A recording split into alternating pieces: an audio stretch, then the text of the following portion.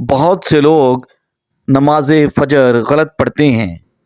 نماز فجر پڑھنے کا صحیح طریقہ یہ ہے۔ 80% عورتیں نہیں جانتی۔ بسم اللہ الرحمن الرحیم۔ ایک حیرت انگیز اور سبق آموز واقعہ۔ ابن عقیل اپنا واقعہ لکھتے ہیں کہ میں بہت ہی زیادہ غریب آدمی تھا۔ ایک مرتبہ میں نے طواف کرتے ہوئے ایک ہار دیکھا جو بڑا قیمتی تھا۔ میں نے وہ ہار اٹھا، میرا نفس یہ چاہتا تھا کہ میں اسے چھپا لوں، لیکن میرا دل کہتا تھا ہرگز نہیں، یہ چوری ہے، بلکہ دیانتداری کا تقاضا یہ ہے کہ جس کا یہ ہار ہے اسے میں واپس کر دوں۔ چنانچہ میں نے مطاف میں کھڑے ہو کر اعلان کر دیا، اگر کسی کا ہار گم ہو گیا ہے تو آ کر مجھ سے لے لے۔ کہتے ہیں کہ ایک نبینا آدمی آیا اور کہنے لگا یہ ہار میرا ہے اور میری ہتھیلی میں سے گرا ہے۔ میرے نفس نے مجھے اور بھی ملامت کیا کہ ہار تو تھا بھی نبینا کا، اس کو کیا پتا چلے گا، چھپانے کا اچھا موقع تھا، مگر میں نے وہ ہار اسے دے دیا۔ نبینا نے دعا دی اور چلا گیا۔ کہتے ہیں کہ میں دعائیں بھی مانگتا تھا کہ اللہ میرے لیے کوئی رزق کا بندوبست کر دے۔ اللہ کی شان دیکھیں کہ میں وہاں سے اللہ آ گیا، یہ ایک بستی کا نام ہے، وہاں کی مسجد میں گیا تو پتہ چلا کہ چند دن پہلے امام فوت ہو گئے تھے۔ انہوں نے مجھے کہا کہ نماز پڑھا دو۔ جب میں نے نماز پڑھائی تو انہیں میرا نماز پڑھانا اچھا لگا۔ وہ کہنے لگے تمہیں یہاں امام کیوں نہیں بن جاتی؟ میں نے کہا بہت اچھا۔ میں نے وہاں امامت کے فرائض سر انجام دینا شروع کر دیے۔ تھوڑے دنوں کے بعد پتہ چلا کہ جو امام صاحب پہلے فوت ہو گئے تھے ان کی ایک جوان سال بیٹی ہے، وہ وصیت کر گئی تھی کہ کسی نیک بندے سے اس کا نکاح کر دینا۔ مکتی لوگوں نے مجھ سے کہا کہ جی اگر آپ چاہتے ہیں تو ہم اس یتیم بچی کا آپ سے نکاح کر دیتے ہیں۔ میں نے کہا جی بہت اچھا۔ چنانچہ انہوں نے ان کے ساتھ میرا نکاح کر دیا۔ شادی کے کچھ عرصے کے بعد میں نے اپنی بیوی کو دیکھا کہ اس کے گلے میں وہی ہار تھا جو میں نے طواف کے دوران ایک نبینا آدمی کو لٹایا تھا۔ اسے دیکھ کر میں حیران رہ گیا۔ میں نے پوچھا یہ ہار کس کا ہے؟ اس نے کہا یہ میرے ابو نے مجھے دیا تھا۔ میں نے کہا کہ آپ کے ابو کون تھے؟ انہوں نے کہا وہ عالم تھے، اس مسجد میں امام تھے اور نبینا تھے۔ مجھے تب پتہ چلا کہ اس کی ابو وہی تھے جن کو میں نے وہ ہار واپس کیا تھا۔ میں نے اس کو بتایا کہ یہ ہار تو میں نے ان کو اٹھا کر دیا تھا۔ وہ کہنے لگی کہ آپ کی بھی دعا قبول ہوگی اور میرے ابو کی بھی دعا قبول ہوگی۔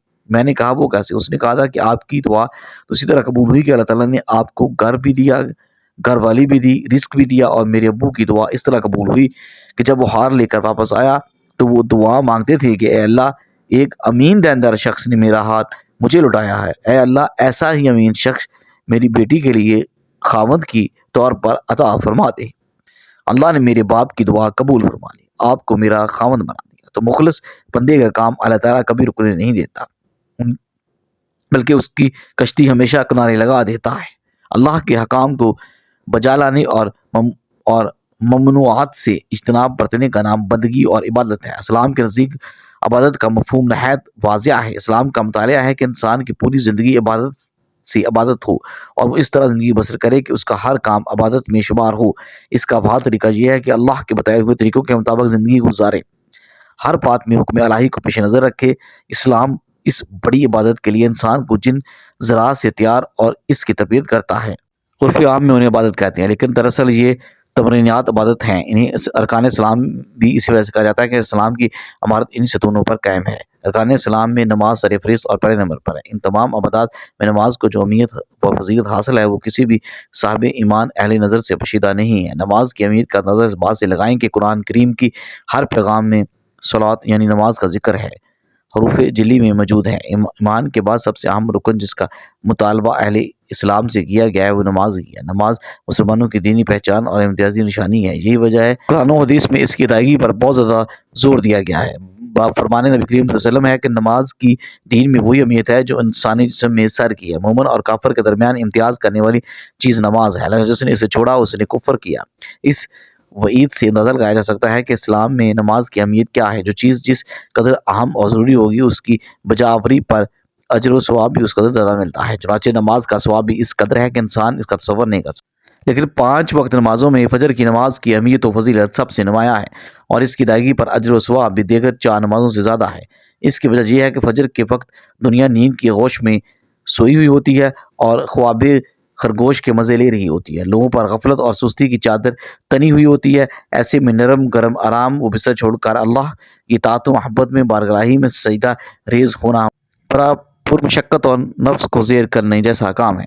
اللہ تعالیٰ کی سوچ یہ ہے کہ بندے کو جس نیکی کے کرنے میں مشقت زیادہ ہو اور نفس و شیطان سے لڑائی لڑنی پڑے اللہ اس پر زیادہ اجر و عذاب عطا فرمائے گا، چاہے وہ نیکی کتنی ہی چھوٹی کیوں نہ ہو۔ قرآن حدیث میں ہے نماز فجر کی قرآن تلاوت قرآن کی اہمیت اجاگر کرتی ہے، جس سے فجر کے وقت اور نماز فجر کی اہمیت کا پتہ چل گیا۔ سورۃ بنی اسرائیل میں فرمایا ہے کہ فجر کا قرآن، بے شک وہ قرآن جو نماز فجر میں پڑھا جائے، اگر اس کو محسوس و مشہود ہو کر سامنے آ جاتا ہے، اگر فجر کی نماز میں سمجھ کر غور سے سنا جائے تو وقت فجر کے تمام انوار و تجلات اور قرآنی فیوز برکات مشغل ہو کر اللہ کے وجود اور اس کی وحدانیت کی گواہی دیتے محسوس ہوتے ہیں۔ احادیث نبوی سے بھی نبی کی نماز کی اہمیت و فضیلت اور نوریت کا پتہ چلتا ہے۔ آپ صلی اللہ علیہ وسلم نے فرمایا کہ فجر کی 2 رکعت دنیا اور دنیا کی ہر چیز سے افضل ہے۔ قرآن و حدیث اور اسلامی لٹریچر میں بھی دنیا سے مراد مشرق مغرب شمال جنوب کا کرۂ ارض نہیں، بلکہ دنیا سے مراد یہ کائنات اور اس کی تمام تر نعمتیں، خزانے، دولت، ثروت اور حکومتوں ستوت مراد ہیں۔ سوچیے، جب نماز فجر کی 2 سنتوں کی یہ فضیلت ہے کہ پوری دنیا کی نعمتوں اور خزانے اس کے سامنے مانند پڑ جاتے ہیں، تو پھر فجر کی فرض کا کیا عالم ہوگا۔ صحیح مسلم کی روایت میں ہے کہ رسول کے وسلم نے فرمایا کہ جو شخص فجر کی نماز پڑھ لیتا ہے وہ اللہ کے ذمہ آ جاتا ہے، یعنی جو شخص نماز فجر کا فریضہ ادا کر لیتا ہے وہ اللہ کی حفاظت میں آ جاتا ہے اور اسے کوئی بھی چیز نقصان نہیں پہنچا سکتی۔ بخاری مسلم ہی کی ایک روایت میں ہے کہ جس نے 2 ٹھنڈے وقت کی نمازیں یعنی فجر اور ظہر ادا کر لی وہ جنت میں داخل ہوگا، یعنی آپ صلی اللہ علیہ وسلم نے فجر و عصر ادا کر لینے والے کو جنت کی بشارت سنائی۔ ایک اور روایت میں ہے کہ رسول کریم صلی اللہ علیہ وسلم نے فرمایا کہ جو شخص عشاء کی نماز باجماعت ادا کرے گا اسے آدھی رات کے قیام کا ثواب ملے گا۔ جو عشاء و فجر کی نمازیں باجماعت ادا کرے گا اس کے لیے پوری رات کے قیام کا ثواب ہے۔ نماز فجر کی ادائیگی میں ہماری سستی، غفلت اور کاہلی کوتاہی انتہا کو پہنچتی ہے۔ کوئی بھی موسم ہو، بقایا چاروں نمازوں کے مقابلے میں فجر میں نمازی بہت کم تعداد میں موجود ہوتے ہیں۔ یہی حال گھروں میں خواتین کی نماز فجر کا ہے۔ فجر میں وہ اہتمام نہیں ہوتا جو باقی 4 نمازوں میں کی ادائیگی میں ہوتا ہے۔ موسم گرما میں راتیں چھوٹی ہونے کا بہانہ اور موسم سرما میں صبح سردی ہونے کا بہانہ، لیکن ہمارا ہر بہانہ اور عذر نماز میں کوتاہی و غفلت کے سلسلے میں اللہ کے ہاں ناقابل قبول ہوگا۔ ہم میں سے اکثر لوگوں کو ایک شکوہ ہمیشہ رہتا ہے کہ روزی میں برکت نہیں، گھر میں برکت نہیں، کتنا ہی کما لیں پتہ ہی نہیں چلتا کہ کہاں گیا۔ ہر وقت کوئی نہ کوئی پریشانی رہتی ہے، کبھی بیمار تو کبھی کوئی تنگی۔ اگر ہم ان تمام بے برکتی، تنگ دستی، بے روزگاری اور پریشانیوں کو نماز فجر کی عدم ادائیگی کے پس منظر میں دیکھیں تو ہمیں معلوم ہوگا کہ سب بے برکتیاں اسی سبب کے ہیں کہ ہم نماز فجر کی ادائیگی میں حد درجہ کوتاہی، غفلت، لاپرواہی اور سستی کا شکار ہیں۔ رسول کریم صلی اللہ علیہ وسلم نے اس حوالے سے متعدد حدیثیں موجود ہیں جن میں رزق کی تقسیم، فراوانی اور برکت کو نماز فجر کی ادائیگی سے مشروط کیا گیا ہے۔ ایک فرمان نبی کریم صلی اللہ علیہ وسلم کا مفہوم ہے کہ رزق تقسیم کرنے والا فرشتہ ہر صبح فجر کے وقت بندوں کا رزق لے کر زمین پر آتا ہے، لہٰذا جو دروازہ فجر کے وقت کھلتا ہے تو فرشتے اس کا رزق دروازے پر رکھ کر چلا جاتا ہے، اور جو دروازہ فجر کے وقت بند ہوتا ہے فرشتہ اس کا رزق واپس لے کر چلا جاتا ہے۔ اس فرمان نبی صلی اللہ علیہ وسلم میں فجر کے وقت دروازہ کھلا ہونے کا مطلب یہ ہے کہ جس گھر کے افراد صبح فجر کے وقت بیدار ہو کر نماز فجر ادا کرتے ہیں انہیں ان کا رزق عطا کر دیا جاتا ہے، اور دروازے بند ہونے سے مراد یہ ہے کہ جس گھر کے رہنے والے صبح فجر کے وقت سوتے رہتے ہیں اور نماز فجر کی ادائیگی میں غفلت کوتاہی کے مرتکب ہوتے ہیں انہیں ان کے رزق سے محروم رکھا جاتا ہے۔ ہم میں سے اکثر نماز فجر خصوصاً اور دیگر نمازوں کو عموماً چھوڑ کر اپنے گھروں میں خیر و برکت کے لیے قرآنی خوانی، میلاد کی محفلوں کے انعقاد، لوحے قرآنی کے تعویذ، عویذہ کرنے جیسے نیک کاموں کی طرف متوجہ ہوتے ہیں۔ اس سے تو انکار نہیں کہ بلا شبہ ان تمام کارہائے خیر میں برکت کا عنصر موجود ہے، لیکن قرآن خوانی، محفل میلاد، لوحے قرآنی کے نقش، گھروں میں عویذہ کرنے سے خیر و برکت کا ہونا نماز کی ادائیگی سے مشروط ہے۔ ہر خیر برکت کے سوتے نماز سے پھوٹتی ہیں۔ اللہ کے تمام نعمتیں، برکتیں اور رزق سے کے دریا نماز کی ادائیگی سے بہتے ہیں۔ اس کے ساتھ یہ بھی امر ہے کہ فجر کے علاوہ باقی 4 نمازوں میں بھی خیر و برکت نماز ہے، فجر کی ادائیگی ہی سے مشروط ہے، اسی لیے خیر و برکت کا آغاز نماز فجر کی ادائیگی ہی سے ہوتا ہے۔ یاد رکھیں، نماز فجر کی کوتاہی اور غفلت اور نماز نہ پڑھنا گھر کی نحوست کی علامت کا آغاز ہے۔ رسول کریم صلی اللہ علیہ وسلم نے فرمایا، ایسے مسلمانوں کو خبیث اور منافق قرار دیا۔ آپ صلی اللہ علیہ وسلم نے فرمایا کہ ایسے شخص کو میرا دل چاہتا ہے آگ لگا کر جلا دوں۔ ناظرین، کبھی آپ کے ذہن میں یہ سوال آیا ہے کہ اللہ نے ہمیں فجر کے وقت جاگنے کا حکم کیوں دیا ہے؟ کیا فجر کا وقت صرف نماز پڑھنے کا وقت ہے؟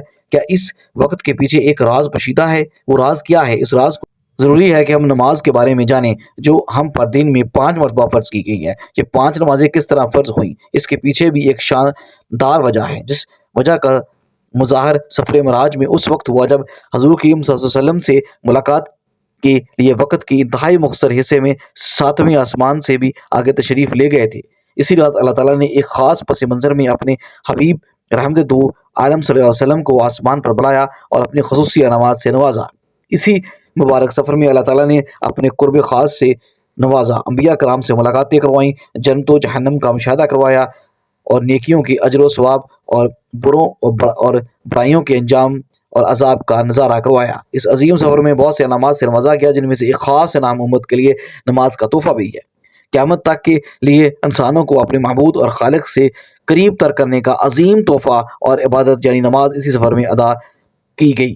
معراج کی رات جب آپ صلی اللہ علیہ وسلم کو 50 نمازوں کا حکم دیا گیا تو حضرت موسیٰ علیہ السلام کے کہنے پر آپ نے اللہ کی 50 نمازوں میں سے نرمی کی درخواست کی، اور ایسا کئی بار ہوا، یہاں تک کہ اللہ نے امت محمدی کے لیے دن میں 5 نمازوں کا حکم دیا، جس کے بعد بھی پھر موسیٰ علیہ السلام نے آپ صلی اللہ علیہ وسلم کو 5 نمازوں میں کمی کے لیے اللہ کے پاس ایک بار پھر جانے کی صلاح دی، لیکن تب آپ صلی اللہ علیہ وسلم نے فرمایا کہ میں نے اپنے رب سے کئی مرتبہ دعائیں کر لی ہیں، یہاں تک کہ اب مجھے حیا آ گئی ہے، اب میں راضی ہوں، اس حکم کو ہر طرح تسلیم کرتا ہوں۔ ہر نماز پڑھنا ضروری ہے، اور یقیناً آپ کے لیے بھی نمازوں میں سب سے زیادہ مشکل نماز فجر کی ہے، جس میں نیند کا غلبہ اتنا ہوتا ہے کہ ایک انسان مشکل سے اٹھ پاتا ہے، لیکن دن کے اس خاص حصے میں جو راز پوشیدہ ہیں، اسے جب آپ جانو گے تو یقین کریں کہ آپ فجر کی نماز کبھی نہیں چھوڑنا چاہو گے۔ دنیا میں کئی ایسے لوگ ہیں جنہیں سلیپ ڈس آرڈر بے خوابی کی شکایت ہوتی ہے، جس میں وہ ساری رات سو نہیں پاتے، یعنی انہیں نیند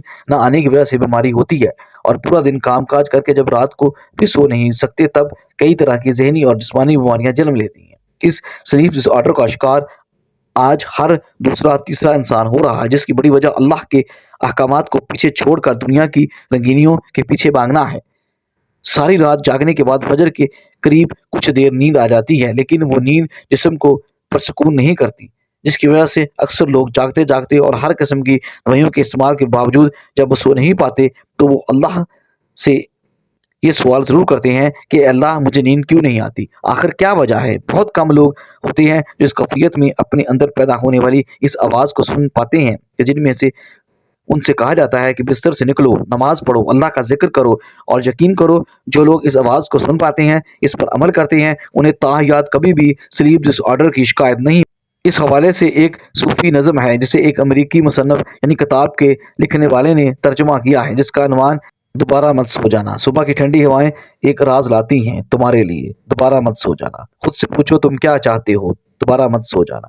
لوگ دروازے کی چوکھٹ سے آ جا رہے ہیں جہاں سے تو دنیا ملتی ہے، اور دروازہ گول اور کھلا ہے، دوبارہ مت سو جانا۔ ان نظم میں بیان کردہ دروازہ ہماری دنیا اور اس دوسری دنیا کا ہے، یہاں سے فرشتے ہر صبح اور شام کو اترتے ہیں، جن کا ذکر اس حدیث پاک میں ملتا ہے، جس میں حضور کریم صلی اللہ علیہ وسلم نے فرمایا کہ رات اور دن میں فرشتوں کی ڈیوٹی بدلتی رہتی ہے، اور فجر اور عصر کی نماز میں ڈیوٹی پر آنے والے فرشتے اور جانے والے فرشتے ایک دوسرے سے ملتے ہیں، پھر تمہارے پاس رہنے والے فرشتے جب اوپر چڑھتے ہیں تو اللہ تعالیٰ پوچھتا ہے، حالانکہ وہ ان سے بہت زیادہ اپنے بندوں کے متعلق جانتا ہے، کہ میرے بندوں کو تم نے کس حال میں چھوڑا؟ تو وہ جواب دیتے ہیں کہ ہم نے ان کو چھوڑا تو وہ فجر کی نماز پڑھ رہے تھے، اور جب ہم ان کے پاس گئے تب وہ عصر کی نماز پڑھ رہے تھے۔ فجر اور عصر کی نمازوں کے اوقات میں سونے سے منع کرنے کے پیچھے بھی ایک بہت بڑی وجہ ہے، وہ یہ ہے کہ سائنس کہتی ہے کہ صبح سورج طلوع ہوتے وقت اور شام کو غروب ہونے سے پہلے سونا نہیں چاہیے، کیونکہ صبح